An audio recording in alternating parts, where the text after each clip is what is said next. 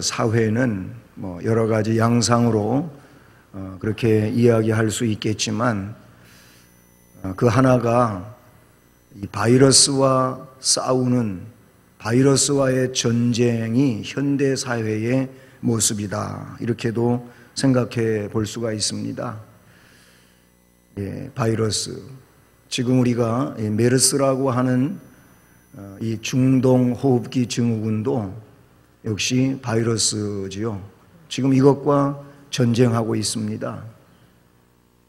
근데 이 바이러스와의 현대 사회 속의 전쟁은 다른 데에 있는 것이 아니고 그 원인은 사실은 환경 오염에 있습니다. 환경 오염은 누가 시켰습니까? 우리 사람들이 환경을 오염시켰습니다. 그래서 오염된 환경 속에 예전에 없던 그런 바이러스들이 생겨나게 되고, 이 바이러스에 의하여 사람이 공격을 당해가지고 어려움을 겪고 있습니다. 그러니까 치료라고 하는 것은 이 오염이라고 하는 것으로부터 치료가 되어져야 되는 거예요. 그래서 환경이 정상적이 되게 만들어야 된다. 환경이 정상적이 되게 만들면 결국 사람들은 보다 건강한 삶을 살아갈 수 있게 된다라는 것입니다. 이런 약품 저런 약품이 개발되어서 그 바이러스를 대처하고 그래서 치료를 받고 하는 이런 것이 중요하겠지만은, 그거보다 원인을 먼저 제대로 만들어 놓으면 그런 문제는 없어진다고 하는 것이죠. 이것이 하나님의 질서거든요. 여러분, 이 내용을 달리 이야기를 해보면은 세상 속에 공존하고 있는, 그래서 공존 때문에 싸우는 일이 있는데 그게 뭐냐면 빛과 어둠입니다. 빛과 어둠이 공존하는데, 이 빛과 어둠, 무슨 낮과 밤을 의미하는 것이 아니고 이렇게 빛과 어둠을 이야기하는 이 내용은 그것이 아닌 거예요. 죄와 의와 불의, 이거를 지금 말하는 내용이죠. 그래서 이 어둠은 불의에 속하고 의는 빛에 속하는데, 이 빛과 어둠, 의와 불의의 역시 전쟁이 지금의 상태라고 볼 수가 있어요. 사람이 존재하고 있는 모든 곳에 의를 추구하는 것 같지만 불의가 더 커져가고, 그래서 그 불의에 의하여 사람들이 치명적인 상처를 받고 어려움을 겪는 이런 일이죠. 환경 오염에 의하여 바이러스가 생겨가지고 사람을 공격하는 일이 있다면, 여러분, 영적으로 이런 죄의 바이러스라고 하는 것이 있어서 이 죄의 바이러스가 영혼을 공격한다고 하는 거예요. 그래서 그 영혼들로 하여금 의에 거하지 못하고 불의에 떨어지게, 빛에 거하지 못하고 어둠 속에 몰입되게 그렇게 만드는 것이 지금 현대 사회의 영적인 이런 질병의 모습이다 볼 수 있는 것이죠. 오늘 바울 사도는 그래서 이 시대에 빛의 자녀들이니까 이 시대의 어두움을 몰아내는 빛의 자녀들로 살라는 거예요. 이 자체가 곧 무엇이냐면은, 우리는 이미 구원을, 예수 그리스도를 구주로 믿는다고 고백하는 이 진실한 신앙 고백에 근거하여 구원은 받았지만, 구원받은 자의 삶을 살아가는 것이 뭐냐면 바로 빛의 삶을 사는 겁니다. 어두움을 몰아내는 삶을 사는 겁니다. 영적인 이 죄의 바이러스를 어떻게든지 물리치고 그래서 영적으로 건강해져 가는 것이 구원받은 자들의 삶의 모습이다, 그런 얘기예요. 예수님은 마태복음 5장 15절 말씀에서 사람이 등불을 켜서 말 아래다가 그렇게 숨겨두지를 않는다 그랬어요. 말이라고 하는 것은 나무로 만들잖아요, 그렇죠? 둥그렇게 나무로 이어붙여 가지고 그렇게 해서 만들어 놓고, 뚜껑은 없는 것입니다마는 말을 뒤집으면은 이 말씀에서 등불을 켜서 말 아래, 이 말은 말을 뒤집어서 그 속에다가 가두는 상태를 말하는데, 우리가 뭐 옛날에 곡식을 데워서 팔기도 하고 사기도 하던 분들은 잘 알잖아요. 이 말이라고 하는 것, 이걸로 갖다가 등불을 덮어두면은 물론 산소 공급이 안 돼 꺼지기도 하겠지만 어쨌든 빛이 캄캄하게 차단되는 거지요. 빛이라고 하는 것은 그 말 속에 갇혀져 가지고 그 주변을 비출 수 없게 된다는 거예요. 그래서 예수님은 사람이 등불을 켜서 말 아래 두지 아니하고 어디에다가 둔다고? 등잔대, 등경 위에다가 둔다 그랬어요. 왜 그렇게 하느냐? 그렇게 함으로 인해서 집안 모든 사람들에게 그 빛을 비추어서, 그래서 사물을 분별하고 편리하게 살도록 하기 위해서 캄캄한 어둠이 임한 밤에 그래서 등불을 켜서 등경에 올려놓는다고 주님이 말씀하셨어요. 그러심의 그 말씀이 곧 뭐냐면, 우리가 세상 속에서, 즉 그리스도인이, 예수님의 제자들이 그런 위치에 있다고 하는 것을 말씀해 주고 있는 거예요. 너희는 세상의 빛이라고 하시면서 사람이 등불을 켜서 말 아래 가두지 않고 등경 위에 둔다. 그렇게 해서 집안 모든 사람한테 비춰서 사물을 분별하고 편리한 삶을 살도록 한다는 것이죠. 세상의 빛이 되라고 하는 그런 말씀인 것이죠. 여러분, 등대를 아시잖아요. 등대의 역할이 뭡니까? 낮에는 등대가 빛을 가지고 하는 것은 아니지만 그 색깔로, 등대의 색깔로 어디에서든지 보면서 그 지역을 통과해가는 이런 안내를 하는 것이죠. 밤에는 불빛을 가지고 그렇게 한다는 말이에요. 만약에 등대가 그 등대로서의 빛을 잃어버린다면, 빛이 없다면, 그렇다면 그곳을 지나는 배들은 암초에 부딪힐 수밖에 없을 것이고 결국은 파선하는 어려움을 겪게 된다는 것이죠. 우리가 세상의 빛이라고 하는 것은 우리로 하여금 세상 속에서 사람들이 멸망해가는 그 내용을 멸망하지 않도록 유인해내는, 끌어내는 이런 역할을 감당하라고 하시는 내용인 줄로 믿습니다. 그래서 오늘 이 본문을 중심으로 해서 이 시대의 빛이 되기 위해서 취해야 할 성도의 삶의 태도를 말씀해 주시는가 하면, 또 그런 빛의 역할을 온전히 감당한 자들에게 우리 하나님께서 주시는 복을 약속하고 있다는 사실인 것이죠. 자, 그래서 우리 성도들은, 하나님의 백성들은 먼저 이 말씀을 통하여 우리가 생각하게 될 때 구원을 이루는 삶을 살라는 겁니다. 할렐루야. 그래서 12절에 말씀에 뭐라고 기록되어 있습니까? 너희가 나 있을 때뿐 아니라 더욱 지금 나 없을 때에도 항상 복종하여 두렵고 떨림으로 너희 구원을 이루라. 아멘. 이렇게 말씀하고 계세요.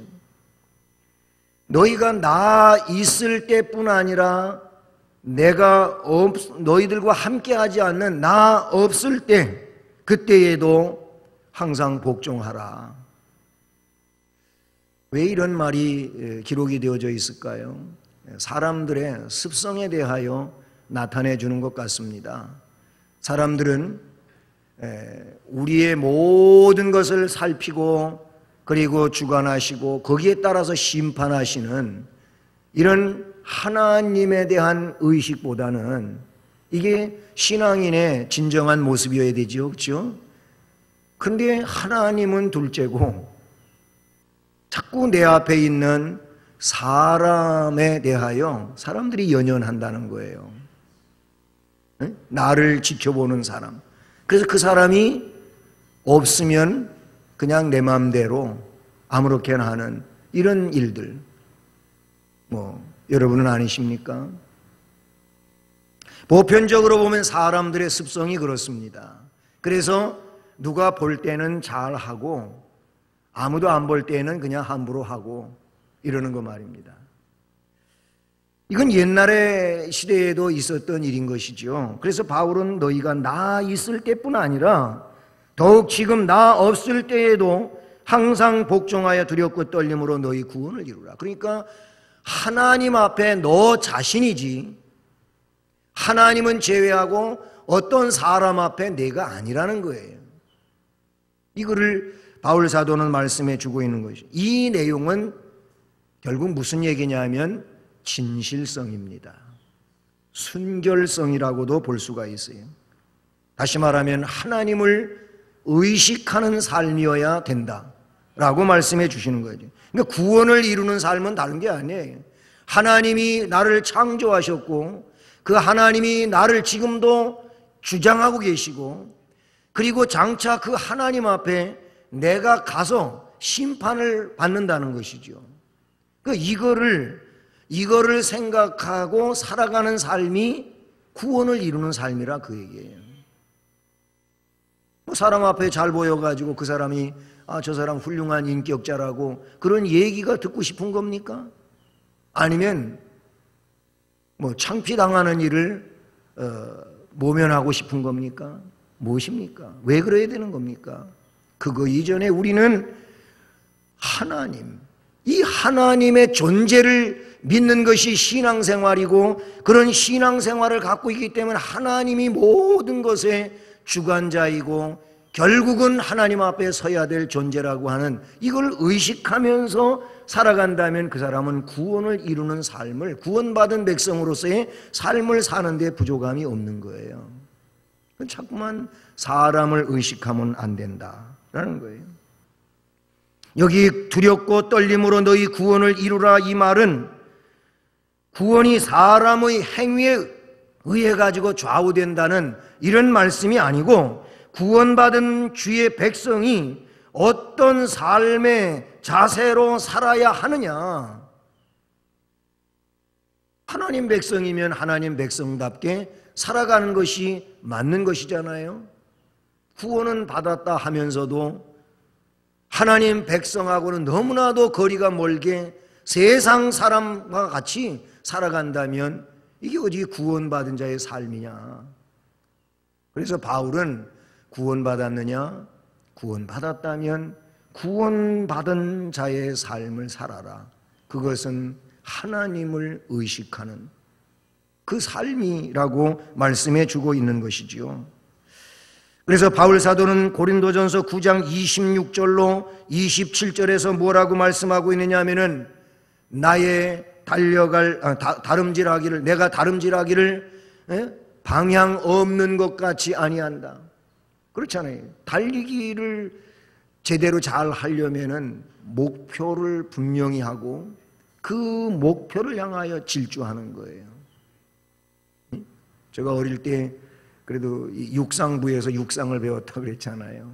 그때 선생님으로부터 배운 것은 뭐냐면 자세에 대하여 먼저 철저히 가르치는 거죠. 자세. 그래서 스피드를 내서 달리려면은 앞으로 넘어질 것 같은 자세를 취하라는 거예요. 네? 그런 자세를 취해서 달려가야지 더 추진력이 있지. 이래 갖고 뛰어보십시오. 못 뛰어요. 달릴 수가 없어요. 앞으로 숙이고 넘어질 것 같은 자세로 해서 그래야 보폭도 넓어지고 그런다는 거예요. 그리고 달릴 때 절대로 11자로 달리지 말아라 그래요. 무슨 얘기냐면 양발을 그냥 차려 타고 있으면 11자잖아요. 근데 달릴 때 이렇게 스키 타는 것처럼 가지 말라는 거예요. 달릴 때에는 이쪽 발이 될 수 있는 대로 일자로 오게 뛰라는 거예요. 일자로 오게. 그렇게 뛰라는 거예요.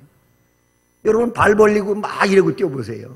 그것도 참 과간이고 그 모습도 과간이고 실력이 나오질 않는 거예요. 그리고 눈은 앞을 목표를 향하여 그렇게 시선을 고정시키고 달리래잖아요. 여러분, 그 세계 100m 선수들은요, 달릴 때에 100m를 뛰는데 숨을 한 번도 안 쉰다 그러잖아요. 얼마나 숨이 차겠어요. 그런데 숨을 안 쉬고 뛴대요. 그냥 우리가 무거운 걸 들어 올릴 때 숨을 꽉 참고 해야 되잖아요. 숨 쉬면서 하면 안 된다 그러잖아요. 몸에 병이 생긴다 그러잖아요. 뭐가 잘못된대요. 그와 마찬가지로 숨을 한꺼번에 나가서 쉬는 거예요. 안 쉬고 뛴대요. 그것은 그만큼 그것 하나를 조절해서라도 빨리 달리려고. 바울 사도는 고린도전서 9장에서 나는 다름질하기를 향방 없는 것 같이 아니하고 싸우기를 허공을 치는 것 같이 아니하여, 그렇죠, 아무리 파괴력이 있는 그런 펀치력이 있다 할지라도 막 그냥 허공을 치는 듯 괜히 그렇게 헛펀치만 날려보내면은 자기 혼자 힘 빠지는 거지. 에? 결정타를 때려야지. 결정타를. 그 펀치력을 가지고 결정타를 하나 날려가지고, 그래서 뭐 TKO를 시키든 KO를 시키든 뭐가 돼야지. 그렇게 한다 그랬어요. 우리가 예수 믿는 삶이 그래야 되는 거예요. 이게 목적도 없이 방향도 없이 그저 오늘이나 내일이나 언제나 그렇게 살면 안 된다는 거예요.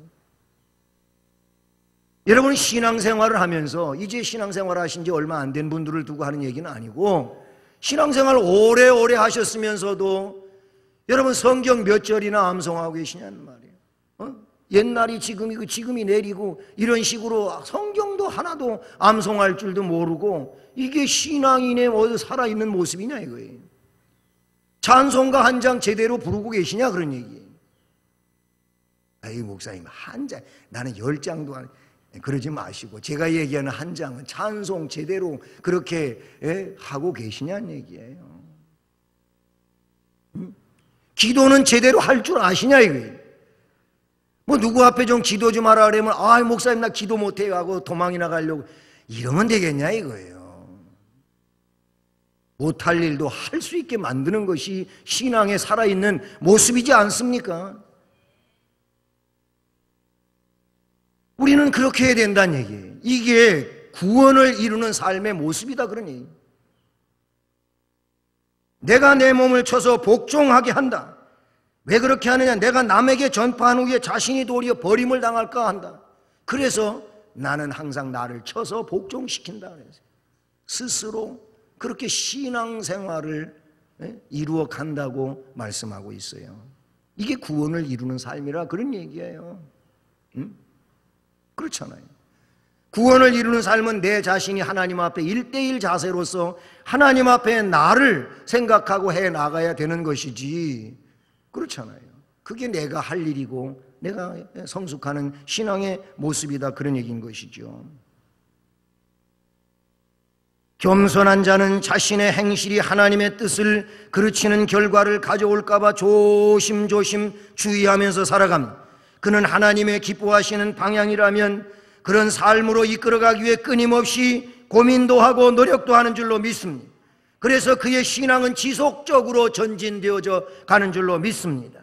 많은 성령의 열매를 맺어가게 되는 줄로 믿습니다. 그리고 그리스도의 형상을 닮아가면서 그리스도인이 되는 줄로 믿습니다. 이런 사람이 살아있는 구원을 이루는 신앙인이라 그런 얘기예요. 내가 하는 일은 주를 향하여 구원을 이루는 삶은 잘 하지도 않으면서 다른 사람을 탓하고 비방하고 판단하고 이런 일만 잘하고 있으면 안 된다 그런 얘기예요. 이거는 정말 사탄이 찬사를 보내는 일밖에 되지 않는다 그런 얘기예요. 어떤 교회에 소속되어 있든 크든 작든 어떤 교회이든 간에 그 안에서 내가 주를 위하여 살아있는 믿음 생활을 하는 이 구원을 이루는 삶을 사는 것이 중요하다 그런 얘기인 것입니다. 뭐 어떤 교회에 속해 있다고 그 교회가 나를 살려주는 게 아니잖아요. 신앙생활은 내가 하는 거예요. 내가 하는 거라 그런 얘기예요. 너희 구원을 이루라. 그래서 구원을 이루는 삶에 대하여 생각을 해보면서요, 그 다음에 빛으로 살라는 겁니다. 빛으로. 그래서 말씀해 보면 너희 안에서 행하시는 이는 하나님이시니 자기의 기쁘신 뜻을 위하여 너희로 소원을 두고 행하게 하시나니 모든 일을 원망과 시비가 없이 하라. 13절로 14절에 말씀하고 있어요.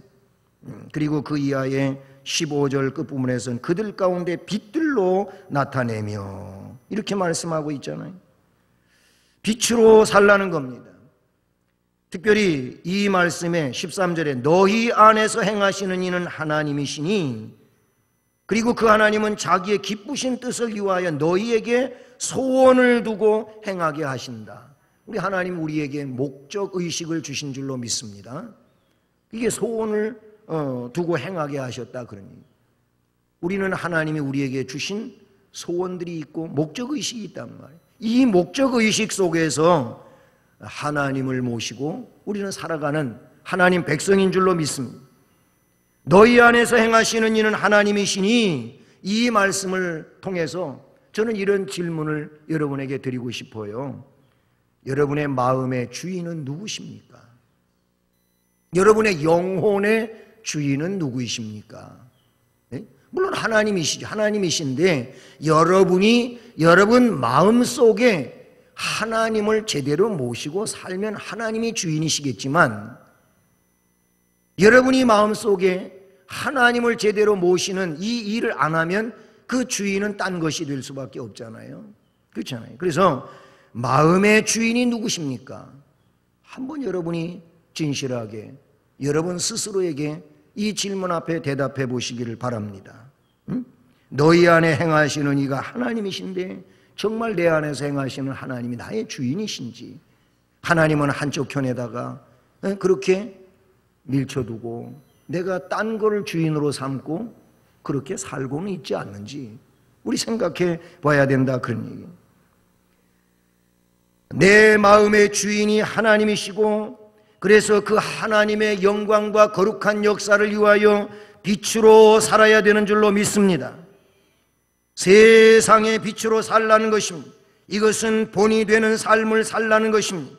이 세대의 빛으로 살고자 하는 자는 먼저 하나님의 뜻을 실천해야 될 줄로 믿습니다. 그런 사람이 또한 생명을 허락받게 되는 줄로 믿습니다. 여러분 그 민수기 21장에 보게 되면 어떤 얘기가 나오냐면은 거기 불뱀 사건이 나와요. 불뱀 사건. 광야의 불뱀. 이 붉은 뱀들이 독이 강한 뱀인들인데 이 뱀들이 평소에는 이스라엘 진영 안에 들어오질 못했어요. 왜 못 들어왔느냐? 하나님이 막으셔서 못 들어왔어요. 근데 이스라엘 백성들이 불평하기를 시작을 합니다. 불평하느라고 난리가 났어요. 원망하느라고 난리가 났어요. 그래 하나님이 너희들이 나를 믿지 않고 그렇게 불평하고 원망하면 결과는 이런 것이다. 그래가지고 불뱀들이 들어오게 됐어요. 징그럽죠, 뱀은. 그렇죠? 이 뱀들이 들어오게 됐어요. 들어와가지고 사람들 발뒤꿈치를 물어버려요. 그러니까 이 독 때문에 사람들이 막 퉁퉁 부으면서 죽어 넘어가는 거예요. 모세가 하나님 앞에 중보 기도를 드렸어요. 하나님, 이 백성을 용서해 주십시오. 뱀 때문에, 뱀의 독 때문에 지금 죽습니다. 기도했더니 하나님이 그러면 그 불뱀하고 비슷한 구리뱀, 놋뱀을 만들어가지고 장대 높은 데에다가 매달아 놓고 이 뱀을 쳐다보면 불뱀에게 물렸을지라도 산다고 선포해라. 아니 그거 믿져야 본전, 세상 말로. 그럼 보면 될 거 아니에요. 그렇게 하나님의 말씀이 명령되어졌으니까. 근데 쳐다본 자는 다 살더라 그랬어요. 이 말은 쳐다보지 않은 자는 죽었다는 얘기예요. 예수님은 요한복음 3장에서 이 내용을 인용해 와가지고 내가 십자가에 달릴 것이다. 놋뱀이 구리뱀이 장대에 달린 것처럼 내가 십자가에 못 박혀 매달린다. 그러나 나를 믿는 자는 산다. 내가 구세주인 것을 믿는 자는 산다. 오늘 이 시대에 그렇잖아요. 예수님이 구세주이라고 그분을 믿으면 영생한다고 이야기하지만 그 일에 대하여 오히려 업신여기고 웃기고 있네 하고 콧방귀나 끼고 말해. 이런 사람이 세상에 많이 있단 말이에요. 여러분, 세상의 빛으로 사는 이런 일들은 말씀에 순종하는 데서 이루어지는 그런 일인 줄로 믿습니다. 하나님의 뜻을 실천해야 된다, 그런 얘기. 그리고 거듭남에 합당한 삶을 살아야 빛이 된다, 그런 얘기죠. 우리 거듭났잖아요. 새 사람이 됐잖아요. 그러니까 옛날 옷은 벗어 던지고, 옛날 옷은 뭐예요? 멸망하는 옷, 죄의 옷인데 그건 벗어 던지고 이제 그리스도 안에서 새 옷을 입어라, 그러잖아요. 그리스도로 새로 옷을 입게 된 자는 빛으로 사는 것인 줄로 믿습니다. 모델이 된다, 그런 얘기인 것입니다. 그래서 예수님 마태복음 5장 13절로 14절에서 너희는 세상의 소금이니 소금이 만일 그 맛을 잃으면 뭐에 쓰겠느냐? 쓸데없어서 그냥 길에다 갖다 버려서 사람들의 발에 밟힐 뿐이니라. 소금이 소금의 짠맛을 잃어버리면 쓸데가 없는 거예요. 너희는 세상의 빛이라. 아까 얘기했지만 그 빛, 등경 위에 있는, 산 위에 있는 동네와 같은 이런 존재, 누구나 바라볼 수 있는 존재, 그것이 예수 믿는 자들이라고 말씀해 주고 있어요. 그러시면서 오늘 말씀에 뭘 이야기합니까? 원망과 시비가 없이 하라는 겁니다. 원망과 시비가 있는 것은 이것이 빛으로 사는 삶이 아닙니다. 원망하고 시비하고 불평하고 하는 이런 일들은 빛이 아니고 어둠인 것입니다. 그 어둠의 일은 벗어야 되는 것이고 빛으로 나와야 되는데, 그 빛의 삶은 오히려 감사하고 기뻐하고 사랑하고 격려하고 위로하고, 이런 것이 빛의 삶이라 그런 얘기인 것입니다. 그렇게 해서 어떻게 15절에 이는 너희가 흠이 없고 순전하여 어그러지고 거스리는 세대 가운데서 하나님의 흠 없는 자녀로 세상에서 그들 가운데 빛들로 나타내며. 아멘. 그렇게 이어져 가고 있잖아요. 원망과 시비를 없이 하고 오히려 흠 없이 순전해 가지고 빛들로 세상 가운데 나타나야 된다, 이렇게 말씀하고 있습니다. 여러분, 흠이 없다, 순전하다, 세상에서 빛들로 나타낸다, 이 말은 정결, 제가 오늘 말씀 제일 앞에서 이야기했던 이 바이러스 혹은 세균과의 전쟁이라고 하는 그런 말을 썼는데, 여러분, 육체의 질병은 이런 바이러스, 세균에 의해서 일어나잖아요. 그렇죠? 우리 사람이 다쳐가지고 갑작스럽게 사고를 입어서 일어나는 일도 있지만은 그거 아닌 내 안에 바이러스에 의해서, 어떤 세균에 의해서, 어떤 독에 의해 가지고 그런 일도 일어난단 말이죠. 육체가 그래서 병이 생기고 질병을 앓게 되는 거예요. 심하면 죽잖아요. 생각해 보세요. 영혼의 질병, 이 죄라는 바이러스란 말이죠. 이 죄라는 바이러스는 흠이에요, 흠. 이 말씀에서 이야기하고 있는 대로 흠 없고 순전해야 되는데, 흠을 가진다, 순전치 못하다, 이것은 영적인 문제예요. 죄예요, 죄. 이 죄라는 바이러스를 갖게 되면은 결국 빛이 될 수가 없어요. 오히려 빛이 없어지게 되는 거죠. 우리는 빛으로 살아야 될 줄로 믿습니다. 그럼 빛으로 사는 삶이 좀 더 적극적인 삶은 뭐냐? 복음을 증언하는 거예요. 이제 예수를 구세주로 믿는 이 확신 속에 주님이 가신 길을 따라가면서, 그래서 이 거듭난 삶을 살아가면서 삶으로 복음을 증언한다. 이것이 우리가 할 일이라는 거예요. 할렐루야. 따라서 하십니다. 우리가 할 일은, 다시, 우리가 할 일은 빛으로 사는 거다. 아멘. 다시 합니다. 빛으로 사는 것은 복음을 증언하는 것이다. 아멘. 그 얘기예요. 그래서 뭐라 그래요? 16절에 보니까 생명의 말씀을 밝혀. 생명의 말씀을 밝히라고 하는 이 말씀은 말씀이 드러나게 하라는 거예요. 말씀이 드러나게 하는 삶을 내가 살아야 되고, 그리고 말씀이 드러나게 한 삶을 우리는 삶으로도 언어로도 증언해야 되는 줄로 믿습니다. 바울 사도가 그런 일을 하도록 교회를 세웠어요. 그래서 교인들을 통하여 교회가 세워지게 하였어요. 그래서 그 교인들로 하여금 16절에 있는 대로 생명의 말씀을 밝혀 나의 다름질이 헛되지 아니하고 수고도 헛되지 아니하므로 그리스도의 날에 내가 자랑할 것이 있게 하려 함이라. 아멘. 그렇게 말씀하고 있다는 사실이죠. 그렇습니다. 성도들은 빛들로 나타나야 돼요. 생명의 말씀을 밝힐 줄 알아야 돼요. 그리고 마지막 18절에 있는 것처럼 기뻐해야 돼요. 기뻐하는 삶을, 바울도 기뻐했고 또 바울과 함께 바울의 복음 안에서 그렇게 예수 그리스도를 섬기는 모든 사람들은 기뻐해야 되는, 이게 우리가 할 일이다, 그런 얘기예요. 예? 성도는 그 결과의 영생을 선물로 받게 되는 줄로 믿습니다.